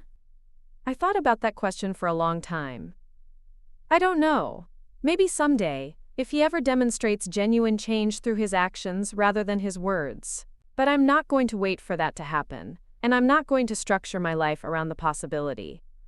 What will you do now? Live my life. Travel to see Carol in Florida. Volunteer at the animal shelter. Take art classes. All the things I put off while I was trying to save someone who didn't want to be saved. 6 months after Marcus's sentencing, I received a letter forwarded from his federal prison. I almost threw it away without opening it, but curiosity got the better of me. The letter was shorter than his previous attempts at manipulation, and the tone was different. Less calculated, more raw. Mom, I know you probably don't want to hear from me, and I understand why. I've had a lot of time to think about what I did, not just to you, but to all those women. I can't say I'm sorry enough times to make up for it, so I won't try. I wanted you to know that I'm in a real addiction program now, not the fake one I told you about before. And I'm working with a counselor who specializes in helping people who've hurt their families. She says I have to take responsibility for my actions without expecting forgiveness in return. I don't expect you to forgive me. I don't expect you to visit me or put money on my books or any of the things I used to manipulate you into doing. I just wanted you to know that what you said in court was true, and it needed to be said. I became someone I never thought I could become, and I hurt people I should have protected. That's on me, not on you. You were a good mother, I was a bad son. I hope someday I can be the person you tried to raise me to be, but I understand if that day never comes in time for you to see it. Marcus, I read the letter twice, looking for signs of manipulation or hidden requests for assistance. But for the first time in years, Marcus's words sounded genuine. Not because they were particularly eloquent or moving, but because they asked for nothing. No money, no visits, no forgiveness, no promises of a relationship when he was released. He was finally taking responsibility without expecting anything in return. I folded the letter carefully and put it in my desk drawer. Not because I was ready to reconcile with Marcus, but because it represented something I'd thought might be impossible. The first honest communication I'd received from my son in years. Whether it would lead to genuine change remained to be seen. Whether I would ever be willing to rebuild a relationship with him was an open question. But for the first time since this whole ordeal began, I felt like there might be a possibility, however remote, that the son I'd raised still existed somewhere inside the criminal he'd become. For now, that was enough. I had my own life to live, my own future to build, my own peace to maintain. And I was finally free to do all of those things without constantly looking over my shoulder, waiting for the next crisis or manipulation or demand for rescue. I was free to be Rosie Wood, not just Marcus's mother, but a complete person with her own value, her own dreams, her own right to happiness and security. And that freedom, hard-won through months of pain and difficult choices, was worth everything I'd had to sacrifice to achieve it. Up next, you've got 2 more standout stories right on your screen. If this one hit the mark, you won't want to pass these up. Just click and check them out.